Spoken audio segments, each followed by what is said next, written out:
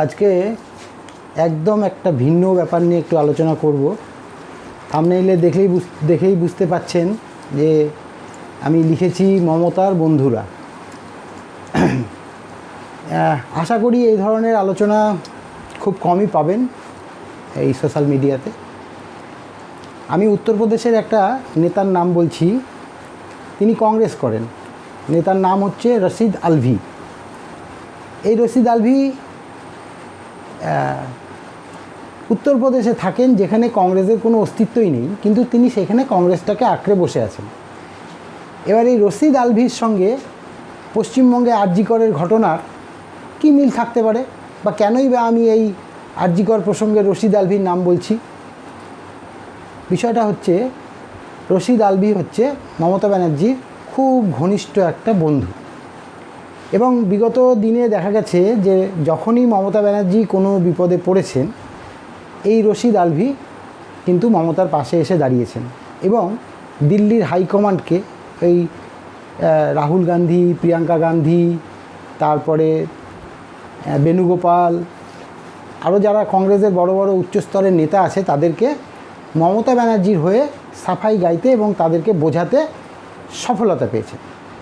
তো সেই অর্থে দেখুন, পশ্চিমবঙ্গের যে এত বড় একটা ঘটনা আর.জি. করের ঘটে গেল, এই ঘটনাটা সারা বিশ্বকে নাড়িয়ে দিলেও কংগ্রেস দলটাকে নাড়াতে পারেনি।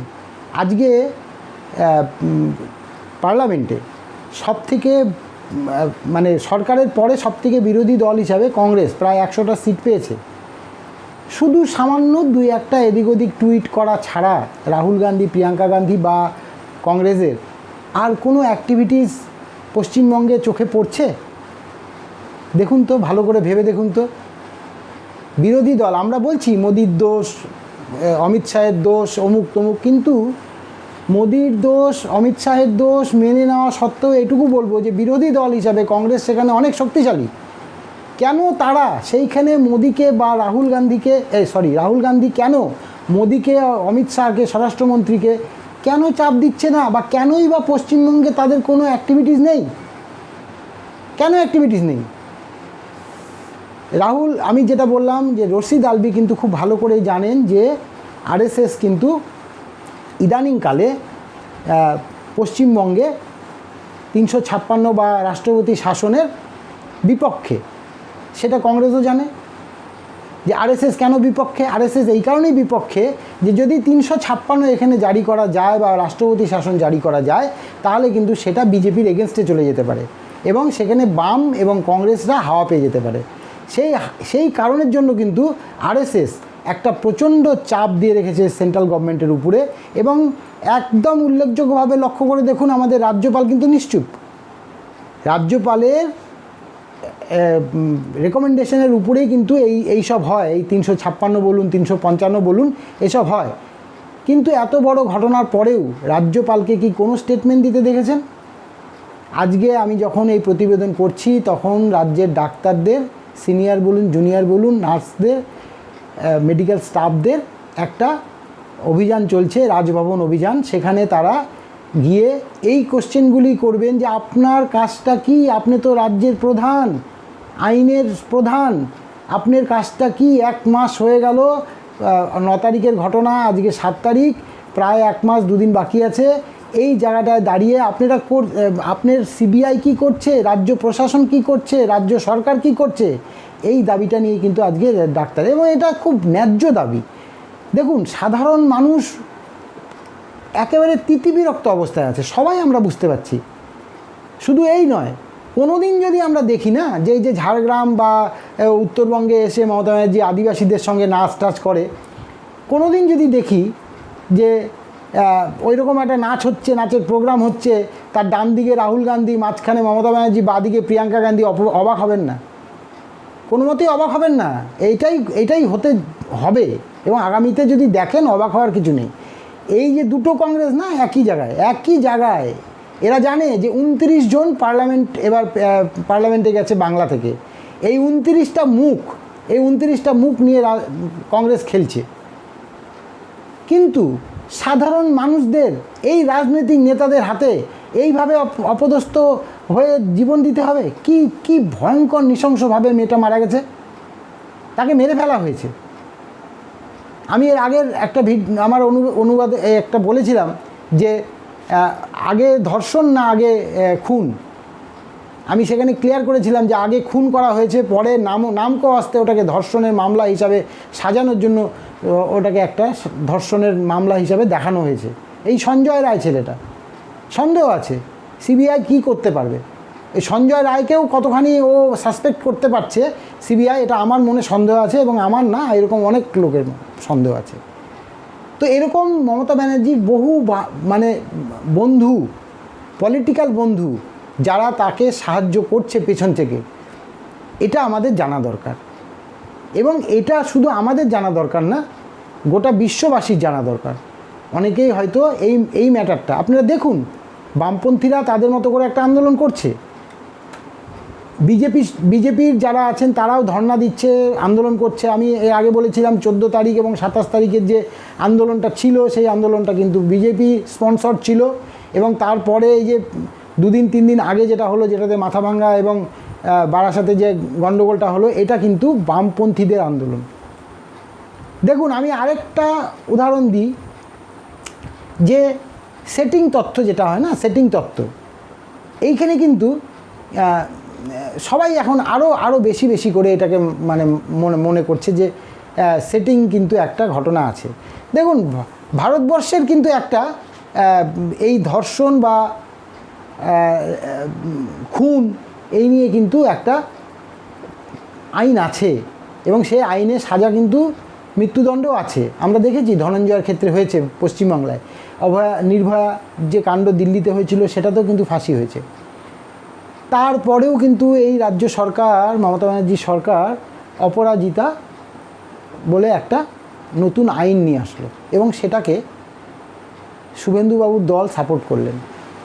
আমার প্রশ্ন হচ্ছে, শুভেন্দুবাবুর দল এটাকে সাপোর্ট করলেন কেন? কেন তিনি প্রশ্ন করলেন না যে আইন তো আছেই, আবার নতুন করে আইন কেন? কেন আইন? আমার মনে প্রশ্ন হয়েছে এটা, যে এই প্রশ্নটা কেন? আইন থাকতে আরেকটা আইনকে সাহায্য করার মানেটা কি? তিনি ভালো করেই জানেন যে এই কেসটার সমাধান হবে না, এই অপরাজিতা আইনটা পাশ হলেও কোনো দিন এটা কার্যকরী হবে না। সাপোর্ট করে দাও, মমতা ব্যানার্জিকে হাওয়া দিয়ে দাও, মমতা ব্যানার্জি বিলটাকে পাস করে দাও। কেন? সাধারণ মানুষ কিন্তু সব দেখছে, বুঝছে। আমি যদি বুঝতে পারি, আমি একটা সাধারণ লোক, আমি যদি বুঝতে পারি, এরকম অনেক বুঝছে। তবে এবার যে এই যে নারী শক্তি, তারা জাগ্রত হয়েছে আর.জি. করের কাণ্ডে। আগামীকাল বিকেল 5টাতে সারা বিশ্ব জুড়ে আন্দোলন হবে। তবে এই আন্দোলন একটা রাজ্যের মুখ্যমন্ত্রী, তিনিও আমাদের একজন নারী, তাকে কতটা নাড়া দিতে পেরেছে আমার জানা নেই। তবে নাড়া দিতে হয়তো পারেনি, কারণ যে ধরনের নক্কারজনক ঘটনা তিনি পুলিশকে দিয়ে করাচ্ছেন, এবং তারপরে পরবর্তীকালে তার যে সভা পরিষদ আসে, শশী পাজা থেকে শুরু করে চন্দ্রিমা ভট্টাচার্য, তারাও যে ধরনের বক্তব্যগুলি রাখছে সোশ্যাল মিডিয়াতে, আমরা দেখতে পাচ্ছি গণমাধ্যমে, সেটাও তো একটা মেয়ে জাতির কলঙ্ক। কিভাবে কি হয়েছে? মিতার মা বাবাকে অপমান করার চেষ্টা হচ্ছে এখন, প্রকারান্তরে মানে সাজানো হচ্ছে যে মিতার বাবা মাই অপরাধী। মানে খুনটা যেমন আগে পুলিশের রিপোর্টে আছে, তালা থানার পুলিশ রিপোর্টে খুনটা কিভাবে হয়েছে, ধর্ষণটা কী করে, উইলফুলি রেপড অ্যান্ড মার্ডার। উইলফুলি, ভালো করে বুঝুন, উইলফুল কথাটার মানে কি? আমি ইচ্ছাকৃতভাবে কেউ রেপ করতে দেয়? একটা ডাক্তার, সে জেনে গেছিল। কি জেনে গেছিল? সে জেনে গেছিল যে ওই মৃতদেহ পাচার বা মৃতদেহ এইসবের বাইরে এইসব কোনো ঘটনা ছিল না। ঘটনাটা যেটা ছিল, যেটা সংবাদ মাধ্যমে, এখন গণমাধ্যমে ভাইরাল হয়েছে, সেটা হচ্ছে যে 3-4টে স্টুডেন্টদের ঘর নিয়ে তারা একটা গেস্ট হাউসের মতো তৈরি করেছিল। এই সন্দীপ ঘোষ, রাস্কেল সন্দীপ ঘোষ, এই রাস্কেল সন্দীপ ঘোষ, অভিক দে, বিরূপাক্ষ বিশ্বাস, সাথে মিস্টার ডি দাস, ডক্টর, উনিও ডক্টর, ইএনটির, এরা সবাই মিলে ওই যে 4টে হোস্টেল রুম নিয়ে যে তৈরি করা হলো একটা গেস্ট হাউসের মতো, সেখানে তারা মৌজ মস্তি করতে যেত। সপ্তাহে 3 থেকে 4 দিন সেখানে মৌজ মস্তি হতো, পিকনিক হতো, তারপরে মদ্যপ অবস্থায় তারা ফোন করে করে ডাকতেন মেয়েদেরকে, আসো, না আসলে তোমার এই হবে, তোমার ইন্টার্নশিপ হয়ে যাবে, কনভোকেশন তুমি পাবে না, এই পাবে না, ওই পাবে না, এইসব করা হতো তাদেরকে। এই মেয়েটাকেও বলা হয়েছিল, যেটা আমি সংবাদ মাধ্যমে জানতে পারলাম। আমি তো আর আরজি করের ওই সমস্ত কিছু ভিতরে ঢুকিনি বা ঢুকতে পারি না। যে এই যে সোশ্যাল মিডিয়া, এই সোশ্যাল মিডিয়ার মাধ্যমে যেটা জানতে পারি, গণমাধ্যমের মাধ্যমে জানতে পারি যে তাকেও নাকি বলা হয়েছিল। তো সেই মেয়েটা প্রথমে অস্বীকার করেছিল এবং অনেক কয়দিন তাকে এইভাবে ডিস্টার্ব করা হয়েছে। তারপরে সেই মেয়েটা একদিন গেছিল, কিন্তু সে ওই আসরে থাকেনি। কিন্তু সে একটা বড় ভুল করে ফেলেছিল। সেটা হচ্ছে, সে সেখানকার অবস্থা যে চলছিল, যে পিকনিক বা মদের আসর যেটা চলছিল, সেই মদের আসর বা পিকনিকের ভিডিও ফটোগ্রাফি করে ফেলেছিল। পরবর্তীতে জানা যাচ্ছে যেটা, যে এই ভিডিও ফটোগ্রাফির কথাটা এই এই এই যে যাদের নাম বললাম, যে রাস্কেলগুলির নাম বললাম, নপুংসক যে ব্যক্তি যারা ডাক্তার হিসাবে নিজেদের ডাক্তারের জাতকে কলঙ্ক করে দিল, এরা জানতে পেরে যায় এবং তখন থেকেই পরিকল্পনা শুরু হয় যে একে কীভাবে সরিয়ে দেওয়া যায়। এবার প্রশ্নটা অন্য জায়গায়। প্রশ্নটা হচ্ছে যে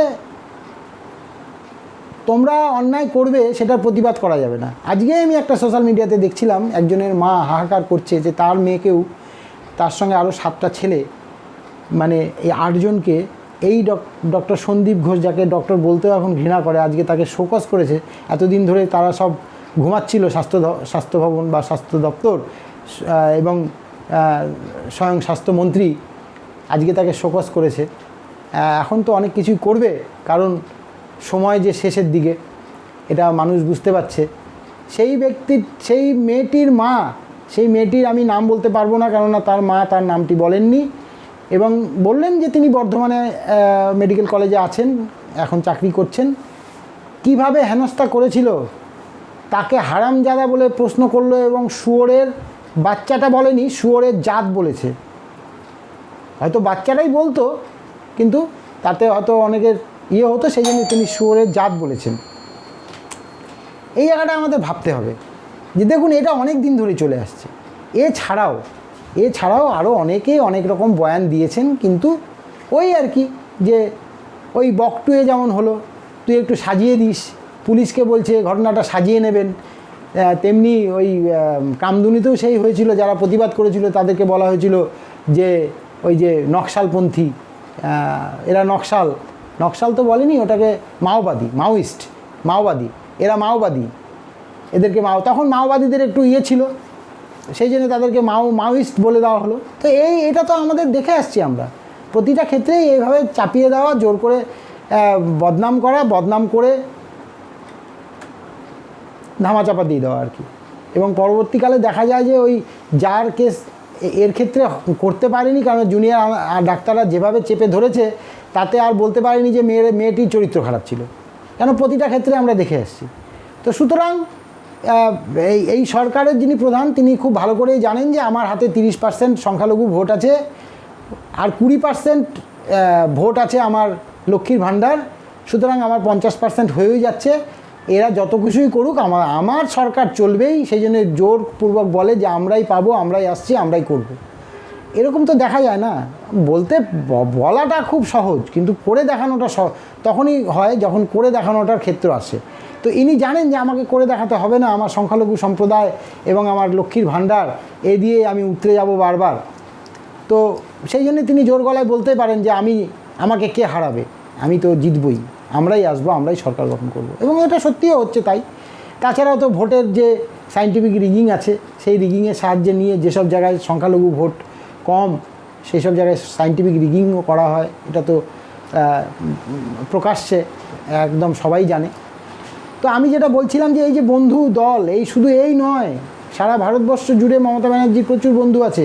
আজকে দেখুন, এই যে প্রিয়াঙ্কা গান্ধী অন্য স্টেটে গিয়ে নারী সুরক্ষার জন্য অনেক কথা বলছেন, কিন্তু তিনি কি একবারও পশ্চিমবঙ্গে এসে এই নির্যাতিতার জন্য যারা আন্দোলন করছে তাদের পাশে দাঁড়িয়েছেন? রাহুল গান্ধী এই উত্তরপ্রদেশে যান, গুজরাটে যান, সেখানে গিয়ে মন্তব্য ঝাড়েন, কিন্তু তিনি কি একবারও এসে এখানে দাঁড়িয়েছেন? দাঁড়াননি। বকলমে এরা সবাই সবার বন্ধু। তো সুতরাং আমাদেরকেই সাবধান থাকতে হবে, আমাদেরকেই সাবধান হতে হবে, যাদের আমাদের ছেলেমেয়েরা যারা বাইরে পড়াশোনা করে, নিদেন পক্ষে কলকাতায় পড়াশোনা করে বা পশ্চিমবঙ্গের অন্যান্য কোনো জায়গায় পড়াশোনা করে, আমাদেরকে দেখতে হবে। এখন তো উত্তরবঙ্গ সেফ নয়। উত্তরবঙ্গ থেকে বিরূপাক্ষ বিশ্বাসের বাড়ি শিলিগুড়ির শিব মন্দিরে। তো সেইখান থেকে সে তার এখানকার লবিটাকে কাজে লাগানোর জন্য উত্তরবঙ্গ মেডিকেল কলেজ থেকে শুরু করে নৃপেন্দ্র নারায়ণ মেডিকেল কলেজ যেটা কুচবিহারে আছে, সেই সব কলেজকে হাতে রাখার জন্য কিন্তু এই বিরূপাক্ষ বিশ্বাসের মতো লোককে এই ফ্রন্ট ফেজে নিয়ে আসা। এটা বুঝতে হবে আমাদেরকে বুঝতে হবে যে আমরা কোন পাকের মধ্যে পড়ে আছি। আমরা কিন্তু এখনও বিচার পাচ্ছি না, পাবো বলে আশাও আমাদের আস্তে আস্তে কমে যাচ্ছে। সামনে পুজোর মরশুম চলে আসছে। আজকে ছিল গণেশ চতুর্থী, 10 দিন পরে বিশ্বকর্মা পূজা, তারপরে কিন্তু শুরু হয়ে যাবে পূজার মরশুম। যতদূর সম্ভব অক্টোবরের প্রথম বা দ্বিতীয় সপ্তাহে পুজো এবার। তো সুতরাং এই পুজোর মরশুমে বাঙালি যখন ঢুকে যাবে, তখন কিন্তু এই আন্দোলন থেকে সরে যাবে। আজকে আমরা জানতে পারছি যে 4,000 4,500 পুজো সংস্থা, তারা সরকারি টাকা যেটা এই যে 85,000 টাকা করে দেওয়ার, সেটা নেবে না বলে করেছে। হতে পারে, কিন্তু দেখবেন এই যে স্থিমিত হয়ে যাবে আস্তে আস্তে। এরপরে শুরু হবে দাদাগিরি, গুন্ডাগার্দি, আইন তারা নিজেদের হাতে নিয়ে নেবেন। তারপরে বলবেন সাধারণ মানুষ করেছে, আমাদের দলের কেউ না, তাদের সাফাই গাওয়ার জন্য রেডি হয়ে থাকবে, করাবেও তারাই, এবং তারপরে সাফাই গাইবে। তো আমি বলবো সাধারণ মানুষকে যে যথেষ্ট সাবধানতা অবলম্বন করুন, যে কোনো আন্দোলনই শান্তিপূর্ণভাবেই করুন, বজায় রাখুন শান্তি যাতে বিঘ্নিত না হয় সেটা লক্ষ্য রাখবেন। এর মহিলারা বিশেষ করে, কারণ মহিলারাই বেশি নামছেন রাস্তায়, পথে নামুন, পথে দাঁড়িয়ে থাকুন, প্রতিবাদ করুন, শান্তিপূর্ণভাবে করুন। এবং প্রশাসনের সাহায্য বা পুলিশ সম্প্রদায়ের সাহায্য আপনারা কতটা পাবেন সে ব্যাপারে অনেকের মতোই আমারও সন্দেহ আছে, থাকবে। আর পরিশেষে আরেকটা কথা বলি, যে এই যে বন্ধুদের কথা বললাম, যে কংগ্রেস কিভাবে মমতা ব্যানার্জি সরকারকে সাহায্য করে যাচ্ছে পিছন থেকে, সেটা আপনারা ভাবুন, বুঝুন। শুধু একা অধীর চৌধুরী একটু লাফালাফি করছে এই বৃত্তের বাইরে গিয়ে, মানে উনিও তো কংগ্রেসের হাইকমান্ডের কথা শুনছেন না, তখনই বলা হচ্ছে যে হয়তো তিনি বিজেপিতে যোগদান করবেন বলে এটা করছেন, কিন্তু তা নয়। অধীর চৌধুরীর কিন্তু একটা মানবিক দিক আছে, একেবারে নেই বলা যাবে না। অধীর চৌধুরীর কিন্তু মানবিক দিক আছে।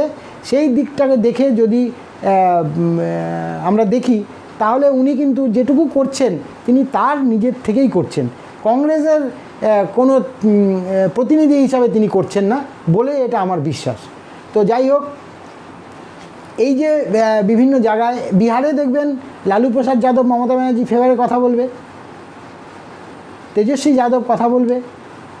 তারপরে দেখবেন মহারাষ্ট্রে যান, সেখানে উদ্ধব ঠাকরে হতে মমতা ব্যানার্জি এদের সঙ্গে কথা বলবে, মানে এর ফেভারে কথা বলবে, যে এইসব ঘটনা কোনো ঘটনাই না, এসব কোনো ঘটনাই না। এটা হইতে হয়, এতে সরকারের কোনো দোষ নেই, ওই মেয়েটারই দোষ ছিল বা এ ছিল এসব। সিবিআই কাজ করতে পারছে না, নাকি কাজ করতে দেওয়া হচ্ছে না, কেউ বুঝতে পারছে না। শুধু সন্দীপ ঘোষকে আর্থিক অনিয়মের জন্য আমি ধরে রাখলাম, তারপরে আমি মেয়েটার যে চলছে সেটাতে আমি কিছু করলাম না। মেয়েটার যে কিভাবে মারা গেল, তাকে কি করা হলো, তার পরিবার যে বিচারটা চাইছে, সেটাও সিবিআই ঠিকমতো করতে পারছে কি না জানা নেই। তবে ধৈর্য ধরতে হবে আমাদের সবাইকেই, আর আমরা ধৈর্য ধরে দেখি। বাঙালির তো অনেক ধৈর্য। তো আগামীকাল 5টার সময় যে গোটা বিশ্বব্যাপী একটা সমাবেশ হতে চলেছে, এবং রাত্রিবেলা আবার ওটা আছে রাত দখল, সবাই সামিল হন। জনসাধারণের কাছে এটাই আপিল থাকবে, দলমত নির্বিশেষে। আমি কোনো দলে বলছি, টিএমসির দলের লোকরাও আসতে পারেন, বিজেপি আসতে পারেন, সিপিএম আসতে পারেন, কিন্তু সাধারণ লোক, কোনো প্ল্যাকার্ড নিয়ে আসবেন না, কোনো ফ্ল্যাগ নিয়ে আসবেন না, সাধারণভাবে আসুন। মেয়েটার যাতে বিচার পায় তার জন্য দেখা যাক না, আন্দোলনটা করি আমরা সবাই মিলে। সবাই ভালো থাকবেন, সুস্থ থাকবেন।